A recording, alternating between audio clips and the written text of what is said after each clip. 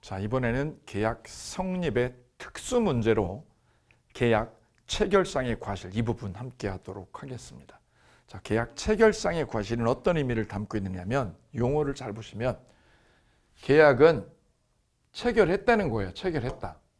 체결했는데 뭐가 있어요? 어느 일방한테 과실이 있다는 뜻입니다. 그러니까 계약이 불성립한 게 아니라 계약이 성립한 거예요. 성립한 거예요. 따라서 계약 체결상의 과실은 계약 체결을 전제로 하는 거지 계약 불성립이죠. 불성립을 전제로 하는 게 아닙니다. 불성립 시에 인정되는 게 아니에요. 언제 인정돼요? 계약 성립했을 때. 불성립일 때는 개체과, 이걸 줄여가지고 개체과라고 얘기하거든요. 개체과라고 줄여가지고 얘기해. 줄여서 개체과라고. 이 개체과 논의는 계약이 성립해야 됩니다. 성립해야 돼. 체결해야 된다는 거죠. 따라서 계약이 뭐 할 때요? 불성립했을 때. 계약이 불성립했을 때는 개체과는 인정 안 돼요. 이거 인정되지 않는다. 일단 첫 번째 구별할게요. 그럼 개체과라는 거, 계약 체결상의 과실이 언제 문제되느냐? 여기 보시면 A하고 B하고 계약이 체결했어요. 계약이 체결되었다. 그런데 그 계약이 불능인 거예요. 불능. 무슨 불능? 원시적 불능이다. 여기에 포인트 있습니다.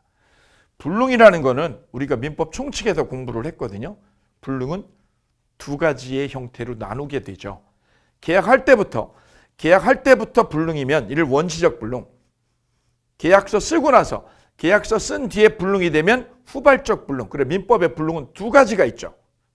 원시적 불능하고 후발적 불능. 불능을 나누게 되면 이렇게 나누게 되죠. 무슨 불능? 원시적 불능과 또 하나 무슨 불능? 후발적 불능. 이렇게 나누게 되죠. 바로 계약 체결상의 과실은 바로 여기에 들어가요. 여기에. 원시적 불능일 때. 원시적 불능인 거예요. 이때 성립하는 게 계약 체결상의 과실 책임입니다.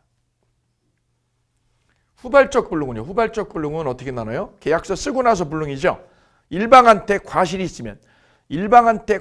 있으면 채무불이행. 일방한테 뭐가 있으면 어느 한쪽에게 과실이 있어요. 과실이 있으면 채무불이행. 과실이 없으면 쌍방한테 과실이 없으면 이를 위험부담이다라고 얘기해요. 위험부담. 그래서 채무불이행이냐 위험부담이냐는 이건 후발적 불능에서 얘기가 되는 거죠. 개체과 책임만 어디에서? 원시적 불능에서 문제가 됩니다. 이거 꼭 기억하실게요. 자, 볼까요? A하고 B하고 계약을 한 거죠. 계약을 했어요. A가 가지고 있는 공장을 공장 1, 공장 2 두 개를 B가 20억에 사기로 계약을 둘이 했어요. 계약했습니다. 부동산에서. 그러면 돈 주고 여기서 공장 넘겨주면 끝나는 거죠. 근데 문제가 된 거는 이 공장이 계약할 때부터 이미 불나버린 거야. 계약서 쓸 때부터 어떻게 됐어요? 둘 다 불나버렸어요, 이게요. 그럼 무슨 불능? 원시적 불능이죠. 원시적 전부 불능이야, 전부. 둘 다 불났으니까 전부 불능.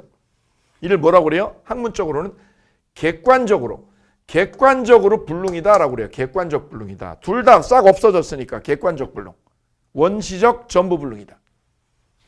그러면 이게 불난 거 알면 얘는 계약해야 돼, 하지 말아야 돼. 하지 말아야죠. 진행하지 말아야죠. 그런데 A가 돈이 필요하잖아. 그죠? 그럼 어떻게 해요?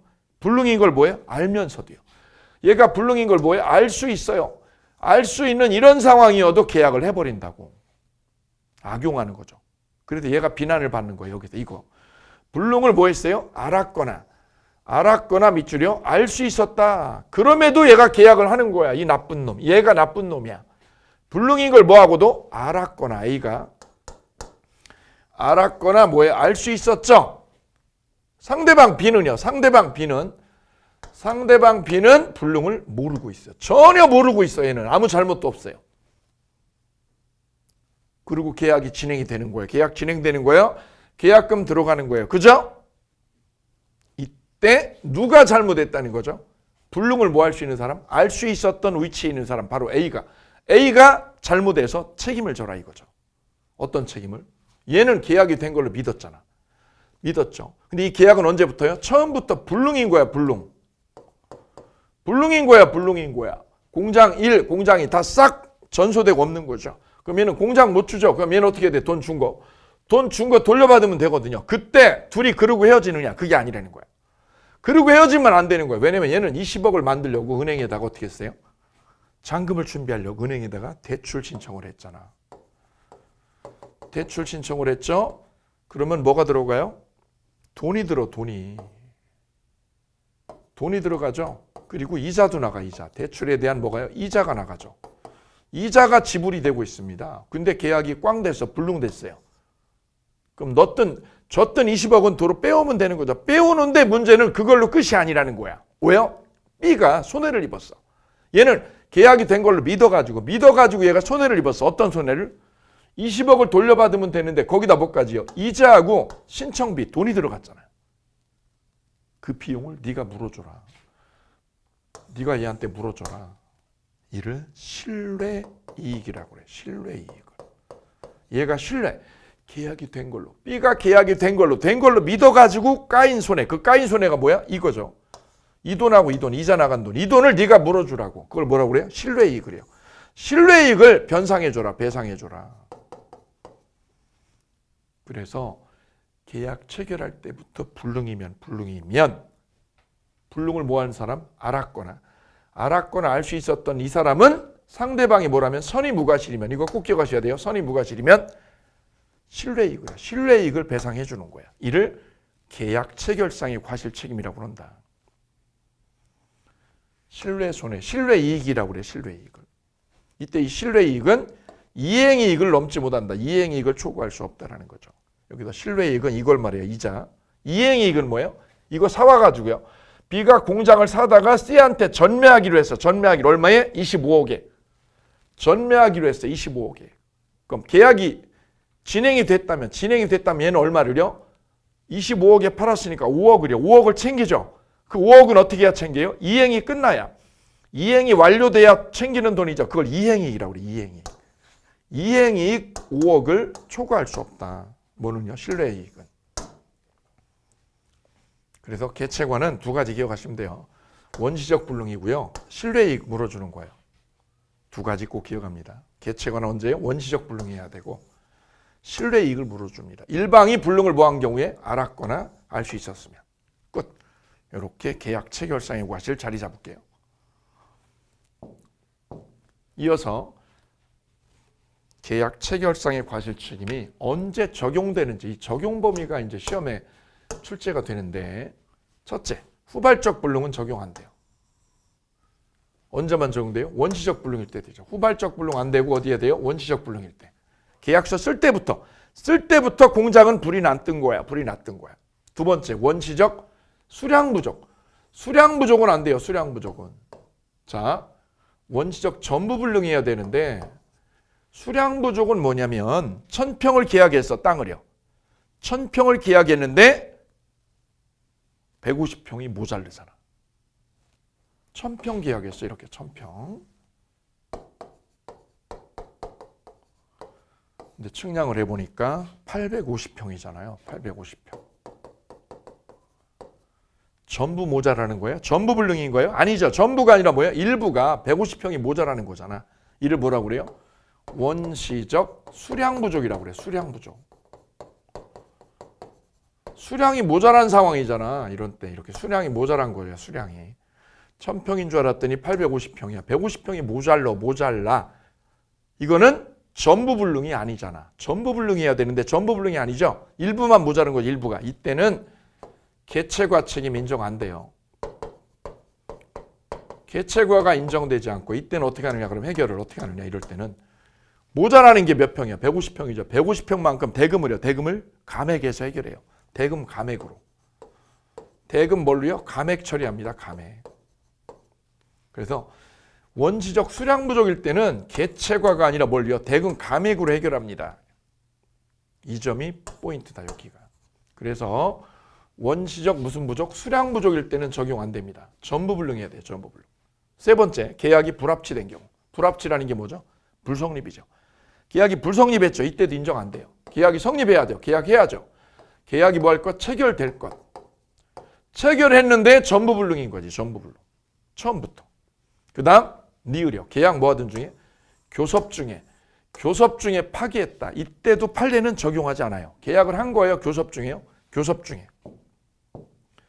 계약을 뭐 하다가 교섭하다가 파기해버렸다. A가 계약을 할 것처럼 신뢰를 야기해서 할 것처럼 그리고 B가 어떻게 했어요? B가 저걸 믿고요. 저걸 믿고 계약이 될 것처럼 얘가 개발 계획을 거창한 개발 계획을 발표했어요. 개발 계획을. 무슨 계획을? 개발할 거라는 계획을 발표했어요. 신뢰를 야기한 거죠. 그럼 이 주민들은 믿어합니다. 저 개발 계획 믿죠? 믿고 저거를 따르고요. 그대로 저걸 따르고 비용을 지출했다. 저걸 믿고 비용 지출했다. 문제는 계획만 발표한 거지 확정안을 발표한 게 아니죠. 그럼 서로 간의 계약은 이루어진 거예요? 계약은 아직 하기 전입니다. 계약서에 도장을 찍기 전이란 말이죠. 이걸 뭐라고 그래요? 교섭 중이라고 그래요. 교섭 중이다. 교섭하고 있잖아. 아직 도장은 안 찍었어요. 얼마 준다 이런 얘기는 아직 안 나왔죠. 계획만 발표한 거죠. 그럼 이분들은 믿고 비용 지출한 거죠. 그랬다가 이쪽에서 어떻게 한 거죠? 갑자기 중도 파기한 거야. 중도 파기. 부당 파기라고 그래. 부당 파기. 파기해버렸다. 교섭하다가 파기를 해버린 거지. 안 한다고. 나 개발 안 할 거야. 개발 중단한 거야. 나 개발 안 해. 중단하겠다 발표한 거죠. 그럼 누가 황당하죠? B가 황당하죠. 아니 저거 할 것처럼 해놓고 할 것처럼 잔뜩 이야기를 부풀려 놓고 안 하는 거죠. 이분들이 비용 지출해가지고 돈이 까였죠. 돈이 까였다. 돈 까임. 왜요? 이거 믿고요. 이미 이거 믿고 이분들이 돈 까인 거죠. 그러면 아직 도장 안 찍었어도요. 계약서 쓰기 전이니까 도장 안 찍은 거죠. 도장 찍기 전이어도 이분들 돈 까였죠. 돈 까였다. 그럼 이걸 어떻게 해요? 이분들한테 배상해달라. 돈 배상해달라고 할 수 있는데 이게 바로 불법행위라는 거죠. 불법행위로. 야, 너 불법 저지른 거야. 할 것처럼 해놓고 안 하는 거. 이거 불법이야. 불법행위라는 거야. 판례는. 무슨 행위라고요? 불법행위가 성립한다. 조심할 거는 계약 체결상의 과실. 이럴 경우에 계약 체결상의 과실은 적용 안 해요. 왜요? 계약을 하기 전이니까. 개체과가 아니라 뭘요? 불법행위로 책임을 물어요. 얘가 얘한테. 계약 뭐 하다가?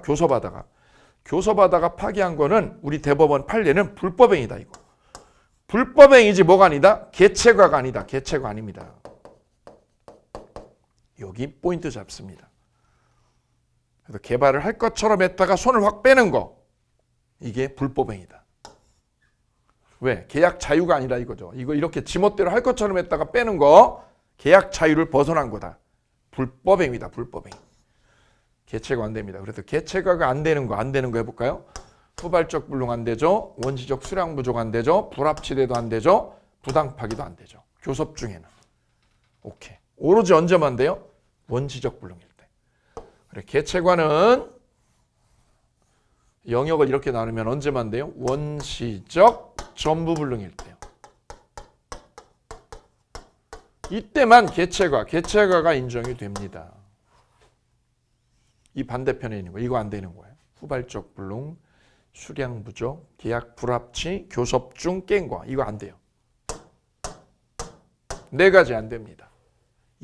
이때만 계약 체결상의 과실의 법리가 작동하게 됩니다. 정리하고 갑니다. 이렇게.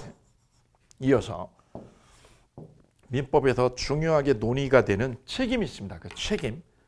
민법의 책임을 여러 가지 각도로 얘기를 하는데 이 책임의 틀을 알면 계약법을 진행할 때 굉장히 쉽고 핵심에 도달할 수 있는데 그 책임의 체계를 여기에서 열어드립니다. 자, 여기가 계약 성립이요. 계약 성립 시점이라고 해볼게요. 성립 시점이 2단계라면 계약 성립 이후에 계약 뭐한 이후에 성립 이후에 계약 체결 후에 이행을 안 한 거 계약 체결 후에 불능이 되었다. 이행불능. 그거를 우리는 뭐라고 표현하느냐? 채무불이행이라고 그래요. 계약서 쓰고 나서 이행불능 됐어요. 누구 잘못으로? 건물주 자기 잘못으로. A의 과실로. A의 과실 때문에 A의 과실로 건물이 불이 나버렸다. 이게 이행불능. 소위 채무불이행이라는 건 이때 쓰이는 거예요. 채무불이행은 그럼 언제요? 계약 체결 후에. 계약 체결 후에 일방의 과실로 불이 났을 때. 내가 내 빌라를 B한테 10억에 팔기로 했는데 내 빌라가 불이 났어. 언제 불 났어? 계약서 쓰고 나서. 계약서 쓰고 나서 내 잘못으로요. 내 잘못으로 불 났죠. 그게 바로 채무불이행이다. 소위 이행불능이라는 거죠. 이행불능. 그럼 계약 체결할 때 이미 불이 났어. 계약서 쓸 때부터 불 났죠. 그거는 계약 체결상의 과실이죠. 원시적 불능이네. 이건 원시적 불능.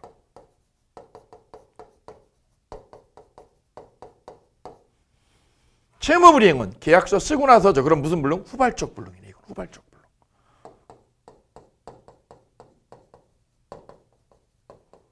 그래서 불능에 따라서 민법의 책임이 다르게 포지션을 갖는데 계약 체결할 때부터 불능이면은 무슨 책임이? 계약 체결상의 과실 책임. 개체과죠. 개체과 책임이 거론이 되는 거고요. 계약 체결하고 나서 불능이 되면 채무불이행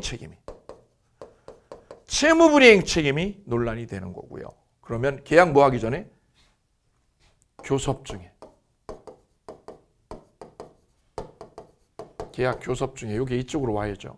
계약 교섭 중에 이쪽으로 위치 이동입니다. 계약 교섭 중에 파기되면 그거는 불법행위를 우리 대법원 판례가 인정합니다. 이거 편집해서 미세요. 이렇게.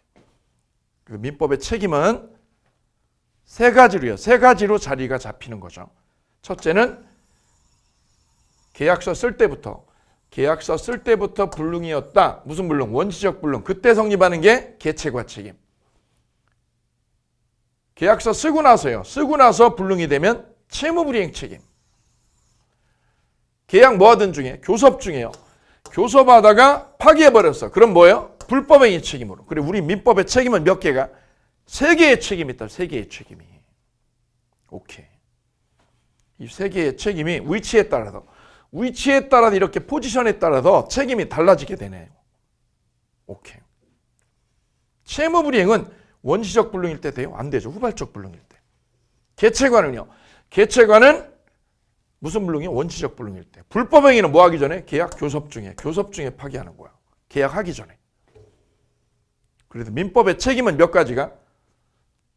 3가지가 있습니다. 여기서 하나 더 팁을 말씀드리면 불법행위는 계약한 거예요? 계약하기 전이죠. 계약 관계가 없는 거야. 뭐가 없는 거예요? 계약 관계가 없는 거예요. 없는데 A가 B에게 뭐를요? 가해자가 된 거죠. A가 가해자. B가 뭐야? 피해자가 된 거죠. 피해자. 가해자가 피해자한테 변상해 주는 거야. 이게 불법행위 책임. A가 운전하다가 B의 차를 들이받았어요. 얘 잘못한 거 있어요? 없죠. 서로 계약 관계 없죠. 없는데 얘가 손해 입었죠. 물어줘야지. 이게 불법행위죠. 그래서 불법행위는 계약 관계 없는데 재산상 피해를 입었을 때. 재산상이나 물질적이나 아니면 정신적 피해 입었을 때. 이때 물어주는 거를 불법행위 책임. 이거는 뭐가 없어야 돼요? 계약 관계가 없어야 돼요. 계약 관계. 그런데 서로 뭐가 있어요? 계약 관계가 있을 때. 계약 관계가 있는 거죠. 채권 채무가 있는 거죠. 있는데 계약을 위반했어. 이를 채무불이행. 따라서 채무불이행은 언제요? 계약이 있을 때고 불법행위는 계약이 없을 때라는 거. 이걸 논의의 전제로 합니다. 근데 개체관은요. 계약한 거죠. 했는데 불능인 거야. 처음부터. 요거죠. 요거 조심하셔야 됩니다. 개체가 책임. 그래서 불법행위 책임하고 채무불이행 책임하고 그 중간에 있는 게 바로 개체가 책임이다. 이렇게 3개를 큰 책임의 큰 틀에서 머릿속에 쫙 저장을 해주면 계약법을 끌고 나갈 때 엄청나게 유리해집니다. 하나 더 해드리면 개체과 책임은 공장 1하고 2를 매매하기로 했단 말이죠. 그때 공장 1하고 2가 어떻게 된 거야? 둘 다 불나버린 거야. 둘 다. 둘 다 불났지. 공장 1, 공장 2. 공장 1도 불났고 공장 2도 불났죠. 언제요? 계약서 쓸 때. 처음부터 불능이죠. 이때 성립하는 게 개체과 책임이에요. 둘 다 불났어. 둘 다. 불났구먼. 불났구먼. 그럼 이번에는요. 공장 1만 불나면 어떻게 돼요? 공장 1만 불났어. 이건 불나버렸고요. 공장 2는 불에 안 났어. 이거 20억이야. 20억에 사기로 했는데 요거 10억, 요거 10억 합쳐서 20억에. 그럼 어떻게 할까요? 개체과 책임 인정돼요? 아니지. 그건 아니지. 개체과는 언제요? 전부 불능일 때. 전부 불났을 때. 그럼 요거는요. 전부예요? 일부죠. 일부 불능이거나 수량 부족일 때. 이때는 담보 책임으로 간다. 그래서 이 계약 체결할 때에 두 가지가 달라지는데 전부 불능이면은 뭐가죠? 개체과 책임으로 가고 일부만 불나면 무슨 책임으로? 담보 책임으로 갈라집니다. 그래서 여기서 두 개로 쪼개지는 거예요. 무슨 책임하고요? 개체과 책임하고 담보 책임하고 두 개로요. 두 개로 판 갈라진다. 1번, 2번으로. 오케이. 그러면 민법의 모든 책임은 이 네 개로요. 네 개로 다 해결할 수 있습니다. 머릿속에 계약법을 공부하기 위해서는 네 가지죠. 네 가지. 불법행위냐 채무불이행이냐 계약관계 있느냐 없느냐 따지는 거고요. 그 다음에 개체과냐 담보책임이냐 이렇게 나눠가지고 머릿속에 정립을 해두시면 민법을 풀어나갈 때 굉장히 유리하게 치고 나갈 수 있다는 점, 바로 민법의 책임의 체계 여기에서 강조를 해드립니다.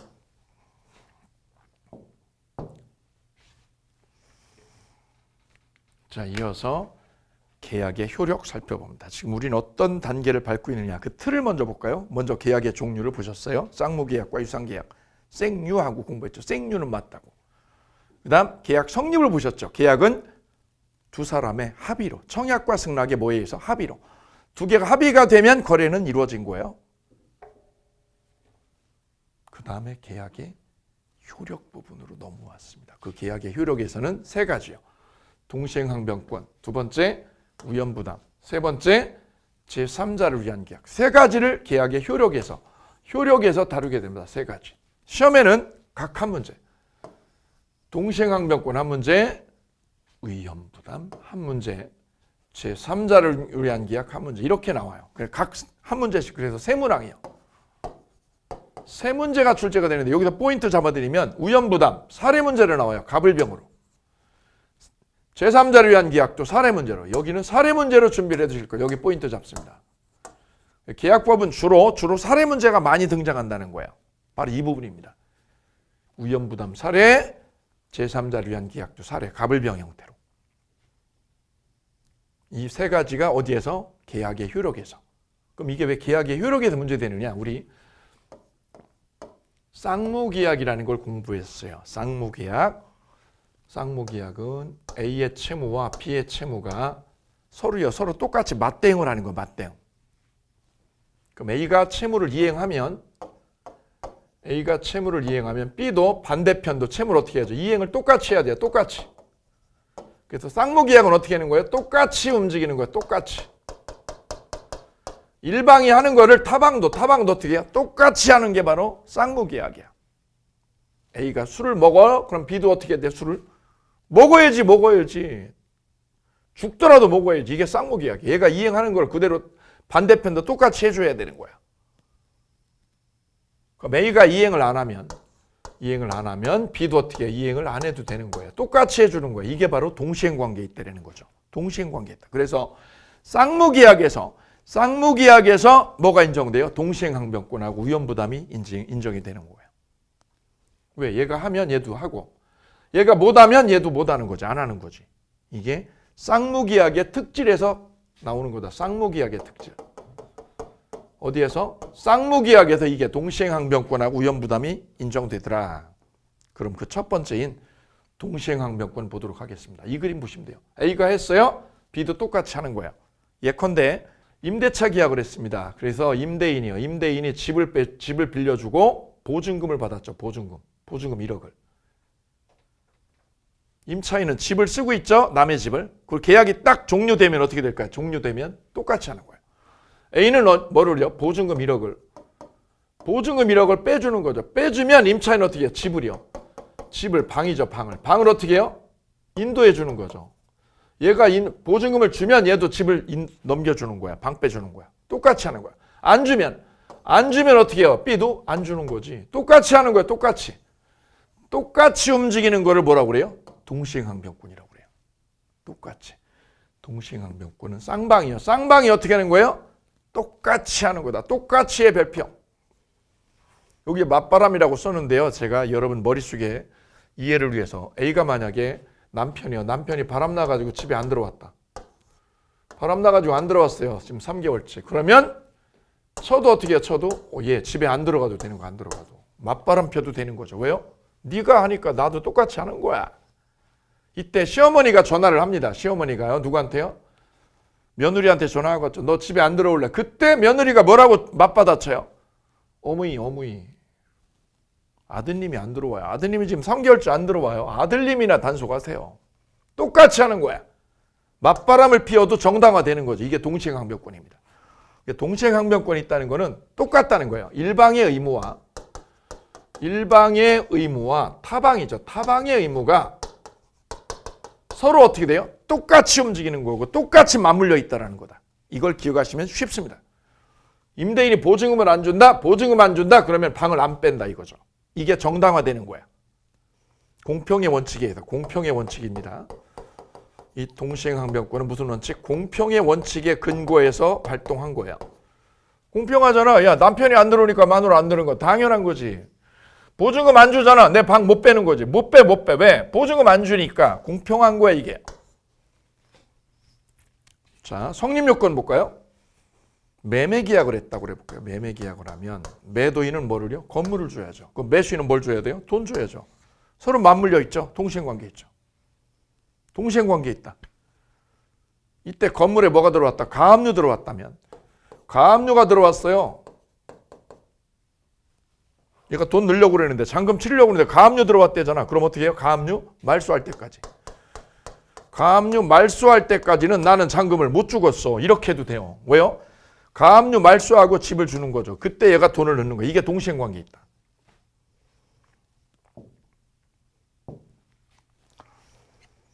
뒷장으로 넘어가 볼까요?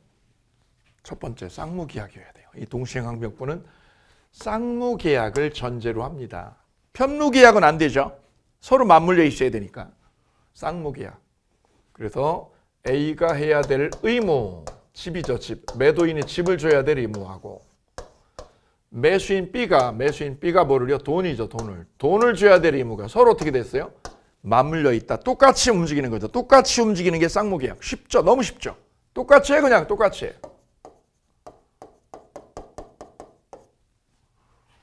그래서 쌍무계약은 강사가 열심히 강의를 하면 수험생도 똑같이 열심히 열정적으로 하는 거야. 이게 쌍무계약이고요. 거꾸로 틀어버리면 강사가 대충 하면 수험생도 대충 해도 된다는 논리가 성립하는 게 쌍무계약이죠. 자, 이 쌍무계약이어야 되는데 이게 이 매매라는 하나의 계약이 서로 맞물려 있어야 되는 거예요. 근데 만약에 별개 원인으로 쌍방이 채무를 부담했다. 이럴 때는 항변권은 인정되지 않아요. 가령 A가 집을요 얘한테 10억에 팔기로 했다. 그럼 10억은 뭐에 대한 거예요? 집이죠. 집에 대한 반대급부로 10억을 넣어주는 거죠. 그럼 돈 10억 주고 얘가 집 주는 게 동시행이죠. 이때 A가 뭐까지요? 강아지, 진돗개를요.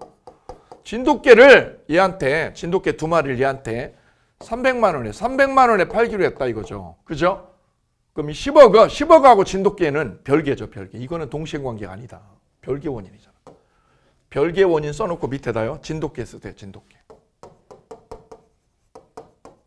진돗개하고 이 10억은 별개죠. 동시행관계, 동시행항변권 인정되지 않습니다. 그 말은 무슨 말인가요? A가 집은 줬어.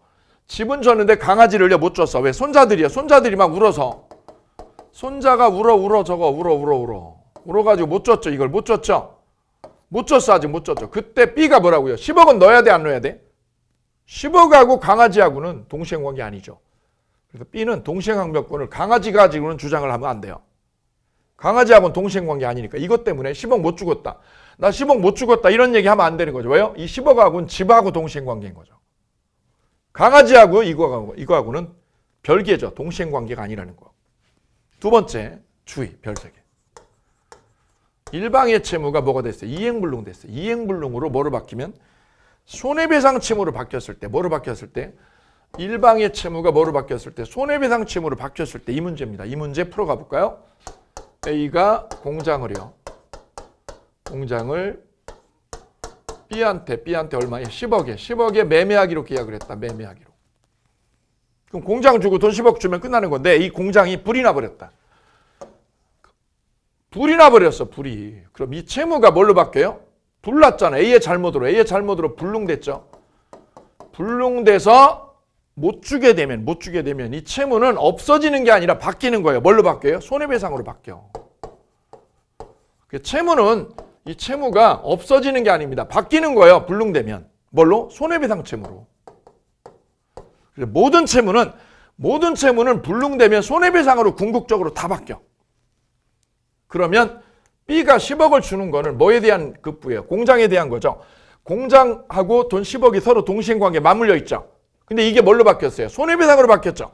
그럼 이 손해배상하고 10억이 동시행관계가 그대로 유지가 되더라 이거예요. 그럼 연결해 볼까요? 일방의 채무가 이행불능돼서 뭐로 바뀌면 손해배상 채무로. 손해배상 채무로 변경되면 상대방이 뭐하고요? 반대급부 10억하고 무슨 관계가? 동시행관계가 없어져요? 존속해요? 존속한다 여기 별표. 공장 주는 게 손해배상으로 바뀐 거지. 그럼 이 손해배상은 뭐에 대한 거예요? 10억에 대한 거. 이거하고 맞물려 있다. 이걸 뭐라고 하느냐 이거를. 야 공장이 불이 나가지고 손해배상으로 바뀌었어. A의 채무가. 본래 채무가 무슨 채무로? 손해배상 채무로 바뀌었죠. 이거를 채무의 변경이라고 그래요. 채무 변경. 본래는 공장인데 손해배상으로 바뀌었죠. 이게 원래 채무요. 원래 채무가 바뀌었죠. 손해배상으로. 이거는 전보배상이라고 그런다. 전보배상.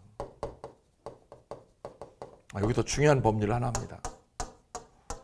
무슨 배상? 전보배상. 공장이 손해배상 채무로 바뀌는 거. 본래 채무가 손해배상 채무로 바뀌는 거를 전보배상이라고 합니다. 이거는 이 사람 잘못으로. A의 잘못으로 불났을 때 이걸 전보배상 처리한다고 그래요. 전보배상 처리. 누구 잘못으로? A의 잘못으로 불능이 됐을 때 손해배상으로 처리해 주는 걸 전보배상 처리라고 한다. 이 전보배상은 본래 채무의 연장선이다. 본래 채무의 연장선. 뭐의 연장선? 본래 채무. 본래 채무의 뭐라고요? 연장선이다. 동일성을 띠고 연장된 거다. 그래서 B의 10억하고 이거는 동시행관계에 있다는 얘기다. 오케이. 전보배상이라는 거 여기서 별표하고 갑니다. 그래서 이 채무가 불이 나도요. 공장이 불이 나도 이 동시행관계는 깨져요? 안 깨져요. 불나도 손해배상 채무하고 이게 동시행관계가 유지가 돼서 살아있다. 이게 불이 나도. 공장이 불이 나도 불능이 돼서 A의 잘못으로 불이 나도 동시행관계는 소멸되는 게 아니라 유지되고 존속하더라. 여기 존속입니다. 소멸이 아니라. 소멸된다? 아닙니다. 이게 시험 잘 나오는 거죠. 별 3개. 그래서 동시행항변권의 첫 번째는 쌍무계약이 된다. 첫 번째가 쌍무계약이 돼요. 쌍무계약. 서로 맞물려 있어야 된다고. 두 번째는 변제기요. 돈 주는 날짜. 변제기가 도래해야 된다. 변제기. 날짜가 됐냐 이거죠. 날짜가. 얘가 집을 줄 날짜가. B는 뭐를 줄 날짜가? 돈 줄 날짜가. 돈 줄 날짜가 돼야죠. 변제기가 도래해야 서로 간에 항변권이 있는 거야. 싸울 수 있는 거야. 자 여기 볼까요? 중도금에 대해서 중도금이 만약에 이게 2억이다. 2억에 대해서 무슨 의무가? 선이행 의무가 있었다. 선이행 의무라는 건 뭐죠? 선자가 먼저 선이죠. 먼저 뭐 할 의무? 이행할 의무자가. 즉 B가 중도금을 먼저 주기로 했다. 5월 달에 계약을 하고 8월 달에 중도금 2억을 먼저 주기로 했어요. B가 뭐를 먼저 주기로? 중도금 2억을 뭐 하기로? 먼저 주기로. 먼저 결제해 주기로. 선결제하기로 한 거죠. 내가 먼저 처리해 줄게요. 선이행 의무라고 합니다. 선이행 의무.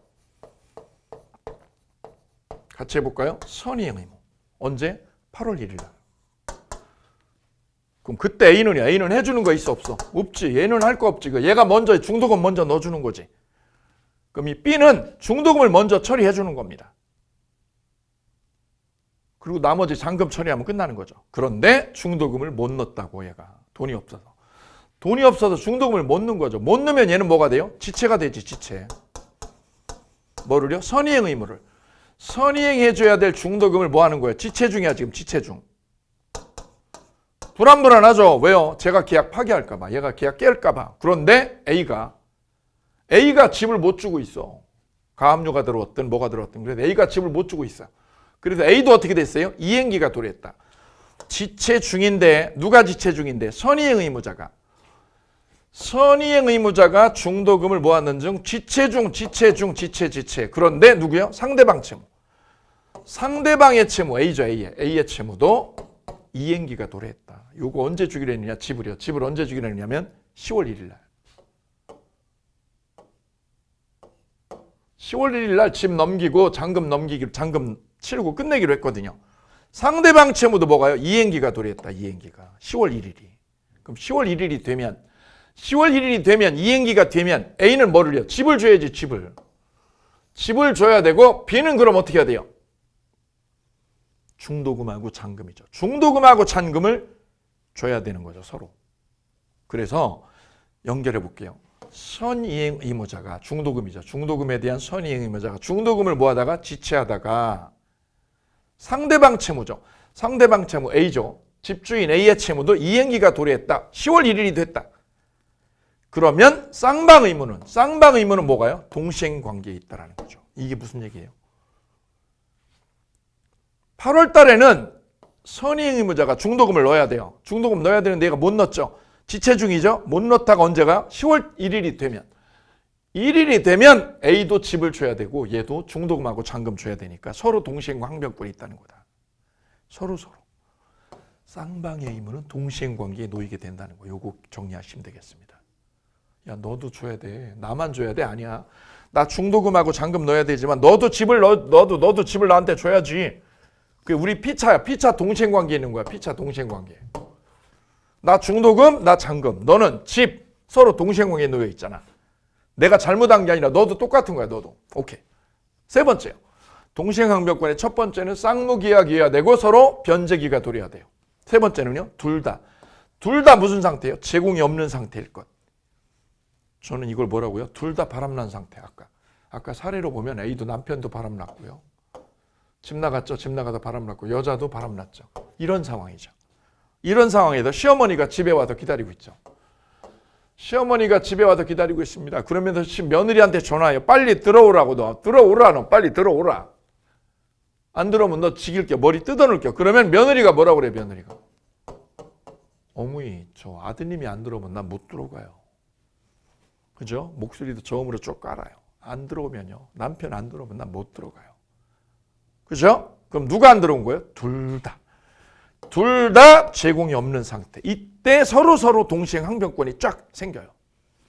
안 들어왔죠? 이쪽도 안 들어가도 돼요. 안 들어가도 이게 정당화되는 거야. 공평한 거야. 왜 안 들어가는 거예요? 이쪽이 안 들어오니까. 이쪽이 이행을 안 하니까 내가 이행을 안 하는 거지. 그래서 동시행 항변권은 바로 이 세 번째. 여기 번호 3번입니다. 이게 제일 중요한 겁니다. 둘 다요. 둘 다 제공이 없어야 돼요. 둘 다. 그래야 서로 항변권이 생겨. 서로 간에 항변권이 인정됩니다. 오케이. 그래서 동시행 항변권은 둘 다 똑같은 상황일 때요. 똑같은 상황. 예컨대 임대차 계약으로 비유를 해볼까요? 임대차 계약. A 집주인 보증금 1억을 안 주고 있어. 보증금 못 주고 있어요. 보증금을 주식에 투자해가지고 돈이 안 돌아 지금. B는요. 세입자죠. 세입자. 방을 빼야죠. 방을 안 빼도 돼요. 방 안 빼고 있어요. 그럼 누가 잘못한 거예요? 피장 파장이네. 피장 파장이라는 논리죠. 내가 보증금을 못 준 거나 네가 방을 안 뺀 거나 똑같죠? 안 준 거죠? 안 준 거죠. 누가 안 준 거죠? 둘 다 안 준 거죠. 둘 다 안 준 상황이다. 둘 다 제공 없는 상황일 때. 그때 서로 동시행 항변권이 있다. 무슨 말이에요? A가 와서 뭐라고요? 방 빼 그러면 이 세입자가 뭐라고 그래요? 문을 확 닫아버려요. 왜 확 닫아요? 네가 안 주니까. 안 주니까 내가 안 거지. 서로 그럼 뭐가 있는 거? 서로 동시행 항변권이 서로 있다. 서로 간에 뭐가 있어요? 동시행 항변권. 항변권이 인정됩니다. 항변권이 인정된다는 말은 책임이 없다는 거예요. 서로 책임이 없다는 거예요. 왜요? 얘가 앉아가지고 안 나가는 거잖아. 내가 방을 안 빼는 거잖아. 그래서 항변권이 있다는 말은 책임이 없다. 지체 책임이 없다. 바로 이 3번 굉장히 중요합니다. 여기서 중요한 거 마지막 거. 왔다가 그냥 갑니다라는 사건 여기 별 5개 할게요. 자, 여기 보면 갑이 급부를 일에만 제공했어요. 여기를 갑으로 바꾸면 될 거예요. 여기는 을로. 급부를 일에만 제공을 했고, 을이 잘 보세요. 을이 무슨 상태예요? 수령지체라는 거죠. 수령지체. 이행지체가 아니라 수령지체. 여기 동그라미 할게요. 갑이 보증금을 가지고 부동산에 왔어. 12시에. 만나자고 그래서. 그럼 보통 계약이 종료되면 중개업자가 양쪽에 전화를 하죠. 주인한테 보증금 가지고 오세요. 통장 가지고 오세요. 세입자한테는요. 뭐라고 전화할까요? 방키하고 관리비 납부한 거 증명서, 영수증 가지고 오세요. 가지고 12시에 오면 되는 거죠. 이렇게 12시에. 12시에 만나요. 브라보쿤 할 때 이거죠. 12시에. 그때 갑이 온 거죠. 갑이 왔어요. 제공했어.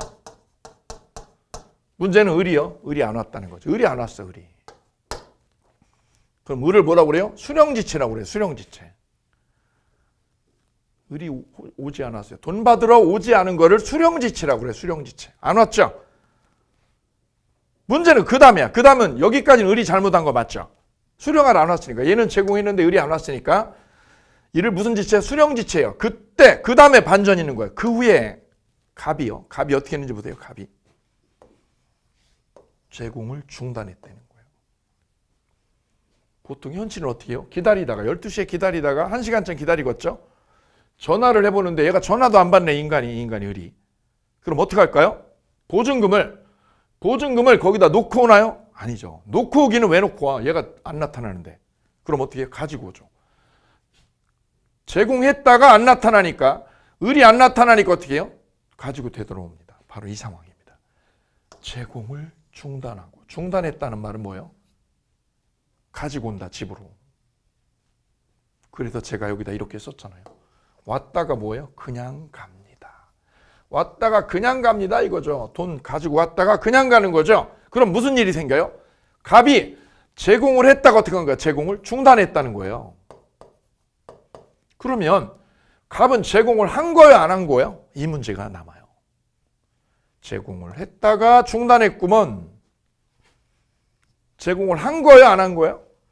공부를 하다가 때려쳤구만.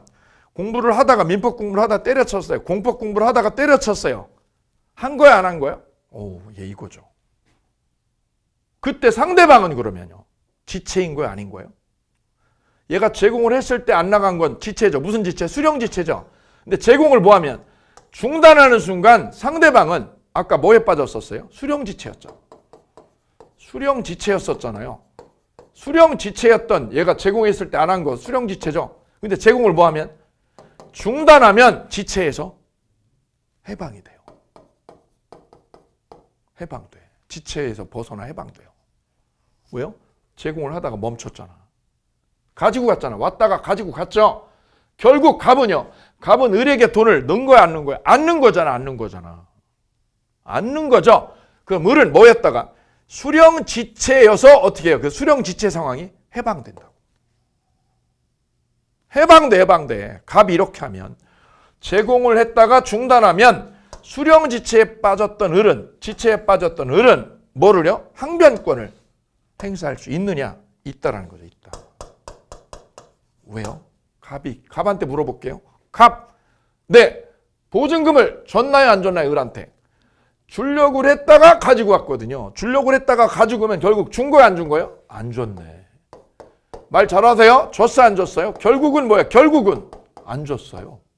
내 통장 나한테 있어. 돈 나한테 내 통장에 있어. 그럼 을은 방을 빼야 돼? 안 빼도 돼요? 안 빼도 돼요. 왜요? 안 줬으니까. 안 줬으니까 나 방 안 빼. 라고 할 항변권이 없는 거에 있는 거예요? 인정돼요. 그래서 어떻게 하면 제공을 했다가 일에만 제공했다가 을을 뭐에 빠뜨리고요? 수령지체에 빠뜨리는 거예요. 이게 함정이죠. 수령지체에 빠뜨렸다가 제공을 뭐하면 중단하면 별표. 그럼 제공을 계속한 거예요. 일회 제공이야. 이게 일회 제공이라는 거예요. 일회 제공. 일회만 제공하고 제공을 중단한 거죠. 계속 제공 안 하고 중단한 거죠. 그러면 수령지체였던 을은 항변권을 가져요, 못 가져요? 행사할 수 있더라라는 거죠. 행사할 수 없다가 아니라 있다. 여기에 포인트. 없다가 아니라 있다. 여기 포인트. 그럼 을이요. 항변권이요. 동시행항변권 행사를 못하도록 이 항변권을 박살내려면 을의 항변권을 박살내려면 어떻게 돼요? 제공하다가 와야 돼요? 아니다. 어떻게 하면 돼요? 계속 제공하면. 계속 제공을 하면 이 항변권은 없어지는 거야. 박살나는 거야. 근데 제공하다가 뭐하면 중단하고 되돌아오면 왔다가 그냥 가면 을의 항변권은 살아있다. 누가? 수령지체였던 사람.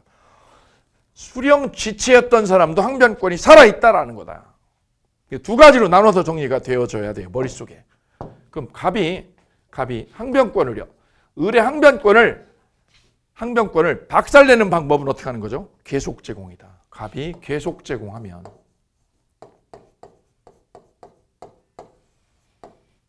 돈을 통장에다 계좌이체 시켜버려. 계속 제공해. 그죠? 그러면 을은 어떻게 돼요? 항변권이 없어요. 항변권이 인정 안 된다. 없다. 근데 어떻게 하면 일회 제공이죠. 일회 제공. 일회 제공을 하다가 어떻게 하면 제공을 중단하는 거죠. 제공을 뭐하면 중단시키면 을은 수령지체했던 을은 항변권이 없다야 있다야? 인정된다. 바로 이 점에 포인트를 잡으시면 마무리. 계속 제공이냐 일회 제공이냐. 여기다 왔다가 그냥 갔다라는 이 사건은 제가 만드는 거죠. 제가 만들었더니 왔다가 그냥 갔어요라는 사건은 하단이죠. 이거죠. 왔다가 그냥 가면 일회 제공하다가 중단하면 상대방은 항변권 인정되옵니다. 여기 발표. 이렇게 해서 동시행 항변권은 세 가지요. 세 가지 성립 요건 하에 논의가 된다는 거죠. 첫째, 쌍무계약이어야 되고, 둘째, 변제기가 둘이어야 되고, 세 번째, 둘 다 제공이 없는 상황이어야 됩니다. 둘 다 제공이. 그런데 제공을 했다가 어떻게 해도 중단해도, 제공을 하다가 중단해도 항변권은 인정된다는 거죠. 이 판례가 아주 독특하다는 거죠. 이렇게 해서 항변권의 성립 요건 세 가지까지 오늘 함께 하셨습니다. 여기까지 오늘 강의 마치도록 합니다. 감사합니다.